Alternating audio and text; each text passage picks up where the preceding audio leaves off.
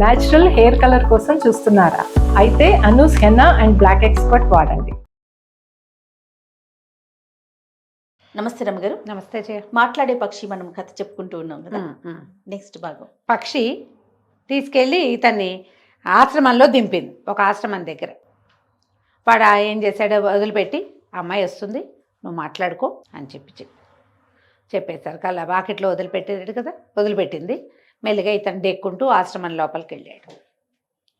వెళ్ళేసరికి అలా సాయంకాలం అయింది. ఆశ్రమంలోంచి ఒక అమ్మాయి వచ్చింది బయటికి. ఎంత అందంగా ఉందో, వాకిలంతా ఊడ్చింది, తలకాయ తిప్పి చూడల ఇతనికేసి ఊడ్చింది, నీళ్లు జల్లింది, చక్కగా పెద్ద పెద్ద ముగ్గులేసింది. తన అమ్మాయికేసే చూస్తున్నాడు. ఆ అమ్మాయి తలెత్తి చూడల. ఇతను మెల్లిమెల్లిగా జరుగుతూ దగ్గరగా వెళ్ళాడు. ఆ ముగ్గులు దాటి ఆశ్రమాన్ని చేరుకున్నాక పెద్ద గాండ్రింపు వినపడింది వెనకాల నుంచి. అడిలిపోయాడు. తీరా చూస్తే పెద్ద పులి పరిగెత్తుకొచ్చింది. అయిపోయాను నేను, ఇంకా నీ బతికేది లేదనుకున్నాను. కానీ ఆశ్రమం లోపల రాగానే అది గాండ్రించడం మానేసి వచ్చి ఆ అమ్మాయి దగ్గర కూర్చుంది. ఇక ఎన్ని జంతువులు వచ్చాయో, వచ్చినవన్నీ లోపలికి వచ్చి రాగానే కామ్గా అయిపోయినాయి. అన్నీ ఆశ్రమం లోపలికి వచ్చేసి అప్పుడు ఇతను పలకరించాడు, దండం పెట్టాడు. నా జీవితం ఇలా ఇదిగా అయిపోయింది అని తన కథ అంతా చెప్పుకున్నాడు. అడిగాడు, ఇన్ని జంతువులు వచ్చాయి, ఇవేమిటి? అక్కడ అరుస్తూ వచ్చింది పులి, లోపలికి వచ్చేసరికి నిశ్శబ్దంగా అయిపోయింది. పులి ఆవిడ పాదాలు నాకుతూ తిరుగుతోంది. ఏలుగుబంటి ఆ అమ్మాయి వెనకాలే చేతులు ఆడిస్తూ తిరుగుతోంది. చిరత పులి వచ్చింది, అది కూడా తోకాడిస్తూ తిరుగుతోంది అంటే నవ్వింది ఆవిడ. ఈ ముగ్గులో ఉంది, ముగ్గు లోపలికి వస్తే ఎవరైనా లోబడిపోవాల్సిందే, నేను ఈ ఆశ్రమంలోనే ఉంటాను అని చెప్పింది. నువ్వెవరు ఏమిటి అని వివరాలు అబ్బాయి అడగకుండా తన సంగతే చెప్పుకున్నాడు. ఆవిడెవరో ఋషికాంతలాగా ఉంది, ఒక గంధర్వకాంతో ఎవరో. అయితే ఆవిడ పేరు ఏంటంటే సుమావళి, సుమమాల అలాంటిది, సుమమాలిని అలాంటి పేరు అనమాట. సుమావళి అనుకుందాం. అయితే ఈ అమ్మాయి ఏం చెప్పిందంటే, నేను చెప్పినట్టు చేస్తే నువ్వు వెర్రివాడివిగా ఉన్నావు, నీకు జ్ఞానం వస్తుంది, నీ కాళ్ళు వస్తాయి, నీ రాజకుమార్తె కూడా నీకు దక్కుతుంది, చేస్తావా? కాళ్ళు వస్తాయి, నాకు వెర్రితనం పోతుంది, రాజకుమార్తె దక్కుతుంటే ఇంకేం కావాలి నాకు ఇంకేం అక్కర్లా, నువ్వేం చేయమంటే అది చేస్తా అన్నాడు. ఆవిడ చాలా సిగ్గుగా తలకాయ ఎంచుకుని, నన్ను పెళ్లి చేసుకోవా అని నిర్ఘాంతపోయాడు. పెళ్లి చేసుకోవాలి రాజకుమార్తె? తర్వాత ఏమన్నాడు, అలాగే చేసుకుంటాను, ఇంత అంతగత్తిగా ఉంది గంధర్వకాంత. ఆమె దగ్గరకు వస్తే జంతువులన్నీ పాదాక్రాంతం అయిపోతాయి, ఇంతకంటే ఏం కావాలి? ఇంకేం అక్కర్లేదు ఇంకేమి. వీడు వెర్రివాడు కదా, అంతకంటే పెద్ద ఊహ రావటంలా వాడికి. రాజకుమార్తెని ప్రేమించడం అనే ఒక్కదాని వల్ల కదా మా నాన్న అక్కడేమో చెరసాల్లో పడ్డాడు, నాకేమో కాళ్ళు పోయినాయి, నేనేమో ఇక్కడున్న మా అమ్మ ఏమైపోయిందో తెలీదు. రాజకుమార్తె లేకపోయినా పర్వాలా, నేను నిన్ను పెళ్లి చేసుకుంటా అని ఒప్పుకున్నాడు. అయితే అమ్మాయి ఆవిడ ఏమందంటే, 1 సంవత్సరం పాటు నాతోటే ఉండు, నువ్వు ఏడాది తిరిగాక నువ్వేం కావాలంటే అది, నీకు రాజకుమార్తెను కావాలంటే నేను పెళ్లి చేయిస్తా, ఆమె నా సొంత సోదరిగా చూసుకుంటా, నీకు ఆమె మీద ప్రేమ ఉంటే నువ్వు ఆమెను మర్చిపోవాల్సిన పని లేదు అంటే దుఃఖపడ్డాడు. ఇప్పుడు ఇంత గొడవయి నేను ఇక్కడికి వచ్చేసానా, రాజకుమార్తెని వాళ్ళ నాన్న ఎందుకు ఊరుకుంటాడు? ఈ ఏడాది లోపల ఎవరో ఒకళ్ళనిచ్చి పెళ్లి చేయడు. నేను వెళ్ళేసరికి, ఈ ఏడాది గడిచి నేను అక్కడికి వెళ్ళేసరికి ఆమె వెళ్ళిపోతుంది అంటే అప్పుడు ఈ సుమవాళ్ళు ఏమంది, ఈ సుమావళి నువ్వు కంగారు పడకు, రాజకుమార్తెని జరిగ్గా చూసుకునే పుచ్చి కూడా నాదే, సంవత్సరం పాటు నువ్వు నాతో ఉండు అని చెప్పి మనం ఇప్పుడే పెళ్లి చేసుకుందామని 2 దండలు పువ్వులు కోసుకొచ్చి 2 దండలు గుచ్చారు ఇద్దరు. ఈ జంతువులన్నీ చూస్తుండగా దండలు మార్చుకున్నారు. పాదాలు లేవు, వాడికి తిండి తిప్పలు ఆవిడే చూడాలి, అమ్మాయే చూడాలి. సరే ఆ రోజు రాత్రి హాయిగా గడిపారు. ఏదో ఆహారం పెట్టింది, హాయిగా జంతువులన్నీ ఆశ్రమం చుట్టుపక్కల పడుకున్నాయి కాపలాలాగా. సుమావళి మన ముకుందుడు ఆశ్రమం లోపలికి వెళ్ళిపోయి విశ్రాంతి తీసుకున్నారు. ఆ రాత్రి గడిచిపోయింది. మర్నాడు ఉదయం సుమావళి ఇతనికి కనపడలా. కొంచెం కాళ్ళు అవి నొప్పులుగా కూడా ఉన్నాయి కదా, ఇక అలాగే ఉన్నాడు. మర్నాడు రాత్రి వచ్చి ఏం చెప్పిందంటే, ఇక్కడ అడవిలో ఒక అద్భుతమైన దేవాలయం ఉంది, జ్ఞానాంబికాదేవి అక్కడ ఉండే అమ్మవారు. ఆమె పౌర్ణమి నాడు కనపడుతుంది, ప్రత్యక్షం అవుతుంది. ఇవాళ పౌర్ణమి, మన ఇద్దరం అక్కడికి వెళ్దాం, దేవతలందరూ ఆమెకు పూజ చేయటానికి వస్తారు, ఆ అమ్మవారి దర్శనం లభిస్తే నీకు జ్ఞానం వస్తుంది కాళిదాసుకు వచ్చినట్టు దేవతల సహకారంతో నీ కాళ్ళు సంపాదించుకుందు కానీ అని చెప్పింది. బాగుంది, సరేనన్నాడు. ఈ ఇంతలో ఏమైంది, ఈ రాజకుమార్తె అని ఇంట్లో ఉంది. రాజుగారినేమో బంధించాడు ఆ వీరవర్మ. రాజును బంధించిన తర్వాత రాజకుమార్తె దగ్గరికి వెళ్ళాడు.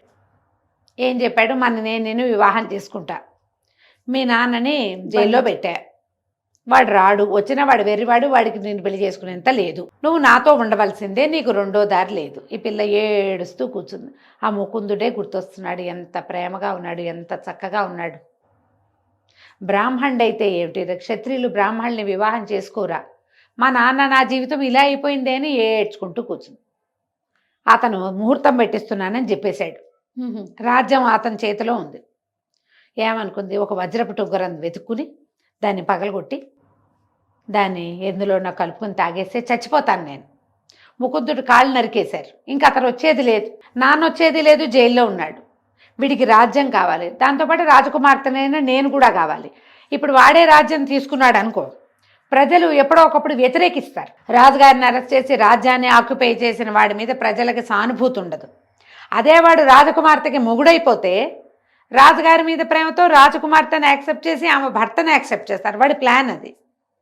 నేను లేకపోతే ప్రజలైనా తిరగబడి ఏదో ఒక నాటికి ఈ ప్రజాకంటకుండి తీసేస్తారు అని ఏమనుకుంది, ఈ వజ్రాన్ని మింగుదామని భావించింది. అది కలుపుకునేసరికల్లా దూరం నుంచి ఒక పక్షి పరిగెత్తుకుంటూ వచ్చి ఈ అమ్మాయి తాగుతున్న పాత్రని తోసేసింది. విచిత్రంగా పాత్ర పడిపోయింది. ఆ పక్షి మాట్లాడడం మొదలుపెట్టి రాజకుమారి, ఏమిటి చచ్చిపోదామనుకుంటున్నావా? నువ్వు చచ్చిపోవద్దు, నీ ముకుందుడు క్షేమంగా ఉన్నాడు, నీ దగ్గరికి వస్తాడు అంటే భోరుమ నేర్చింది రాజకుమార్తె. ముకుందుడు చచ్చిపోలేదా, వెళ్ళి చంపేయలేదంటే చచ్చిపోలేదు, కాళ్ళు నరికారు అంతే. కానీ 1 సంవత్సరం పాటు నువ్వు గనక వేచి ఉన్నావా, కాళ్ళు వస్తాయి, ముకుందుడు వస్తాడు. అక్కడ ఒక అద్భుతమైన అవకాశం లభించింది. కాబట్టి నువ్వు ఆ పని చెయ్యొద్దు. మరి మీ అమ్మాయి ఏమంది, రాజకుమార్తె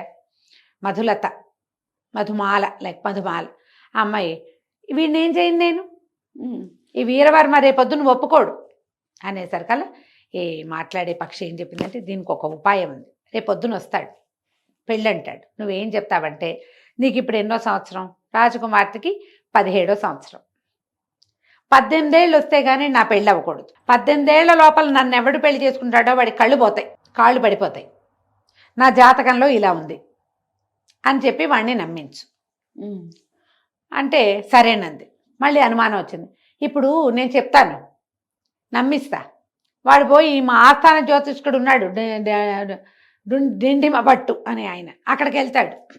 ఆయన అలాంటిదేం లేదు, రాజకుమార్తె అద్భుతమైన జాతకం అన్నాడు అనుకో, కొంప మునిగిపోదు, వాడు నేను అబద్ధాలు చెప్పానని నన్ను ఏమైనా చేస్తాడేమో అంటే పక్షంది అలా కాదు, డిండిమ భట్టికి ఒక ఉత్తరం రాసివ్వు, వీడి చెర నుంచి నేను తప్పించుకోవాలంటే నాకు 1 ఏడాది సమయం కావాలి, ఈ సమయంలో నాకు వివాహం జరిగితే పెళ్ళికొడుక్కి ఎవరైతే వరుడు ఎవరైతే ఉంటాడో భర్తకి కళ్ళు పోయి కాళ్ళు పడిపోతాయి, అనారోగ్యం వచ్చేస్తుందని మీరు చెప్పండి, ఏడాది తర్వాతకి ముహూర్తం పెడతాం, 18 ఏళ్ళు నిండంగానే, ఇప్పుడు 18 నిండంగానే పెళ్లి చేసుకోవచ్చు అని చెప్పండి అని ఒక ఉత్తరం రాయి.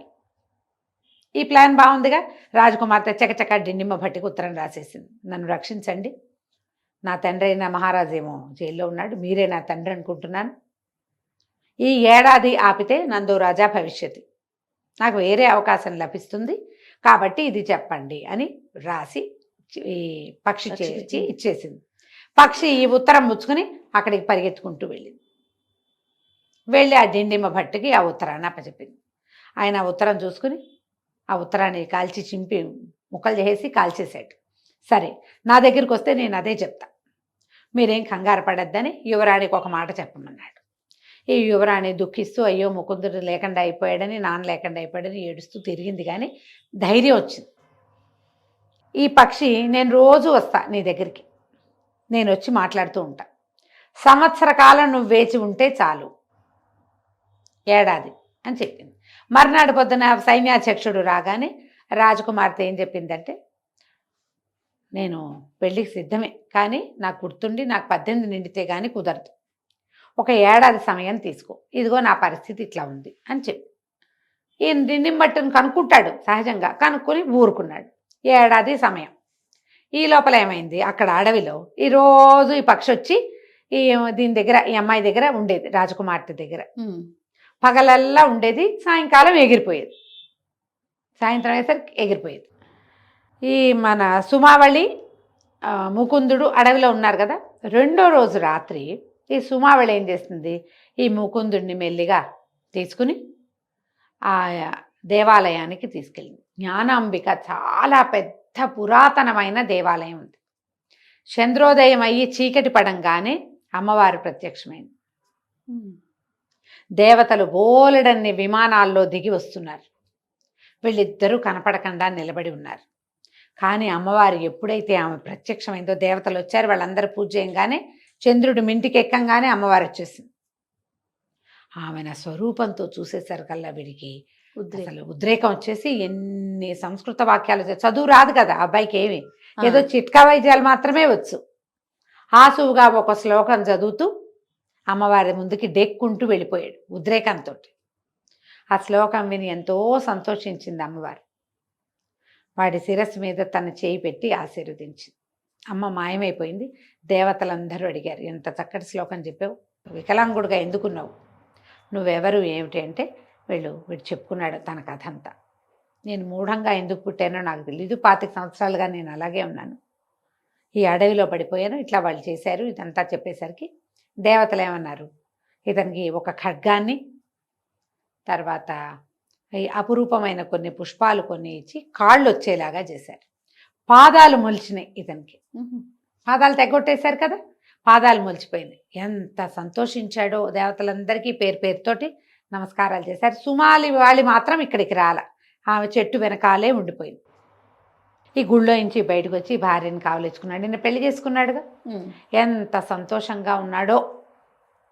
ఈ భార్య మహాసౌందర్యవతి అనే గంధర్వాంగన దొరికింది. ఇద్దరు కలిసి ఆశ్రమానికి తిరిగి వచ్చారు. హాయిగా ఉన్నారు. సంవత్సరం తనతో పాటు ఉండమని కదా నియమము. ఈ కొన్ని నెలలు గడిచినాయి. ఇతనికి తెలిసింది, ఏ రోజు రాత్రిపూటే సుమావళి తనతోటి ఉంటుంది. ఏ ఒక్క పగలు ఆ అమ్మాయి ఆశ్రమంలో ఉండదు. ఎక్కడికి వెళ్ళిపోతుందో ఏం చేస్తుందో అతనికి తెలియదు. విసుగు పుట్టిపోయేది ఒక్కడే ఉండటంతో. ఒక 5-6 నెలలు గడిచాక, 4-5 నెలలు గడిచాక ఒకరోజు అడిగాడు, నేను ఇప్పటిదాకా ఆలోచించలేదు, నాకు జ్ఞానం కలిగింది కాబట్టి రకరకాల పుస్తకాలు తెచ్చిపెట్టేది అతను చదువుకోవటానికి, కావ్యాలు అవి ఇవి. మరి బుద్ధి తెలిసిందిగా, చదువుకుంటూ ఉండేవాడు. భార్య కోసం వేచి ఉండి చదువుకునేవాడు. నువ్వెవరు ఏమిటి, నువ్వు ఎందుకు రాత్రిపూటే ఉంటున్నావు, ఎందుకు పగటిపూట ఉండవు అడిగితే అమ్మాయి ఏం చెప్పిందంటే, నేను మెల్లిగా చెప్తా నీకన్నీ. సంవత్సరం నాతో ఉంటానన్నావు, ఏడాది పాటు రాజకుమార్తెకి ఏ సమస్య రాదు, ఆమె నీకోసం క్షేమంగా అవివాహితగానే ఉంటుంది. నాతో ఈ సంవత్సరము ఉండు, నేను ఇప్పుడు గర్భవతిని, సంతానం కలిగే వరకు నువ్వు నాతో ఉంటే చాలు. నేను ఒక విచిత్రమైన శాపంలో ఇరుక్కుని ఉండటం వల్లే నేను నిన్ను ఇక్కడ ఉంచాను, కానీ ఇంకేమీ కాదని. పగలు కనపడేది కాదు, రాత్రిపూట వచ్చేది. అతను ఆహారం వంట చేసుకుని తినేసేవాడు, అమ్మాయి రకరకాల వస్తువులు తెచ్చిపెట్టేది. ఆశ్రమం అంతా బాగు చేసుకునే వాళ్ళు ఇద్దరు కలిసి కులాసాగా ఉన్నారు. పక్షి రాజకుమార్తె దగ్గరికి ఎవ్రీడే వస్తూ ఉండేది. రోజులు గడిచినాయి. గడిచిన తర్వాత చిట్ట చివరి రోజు, ఏడాది గడిచిపోయింది.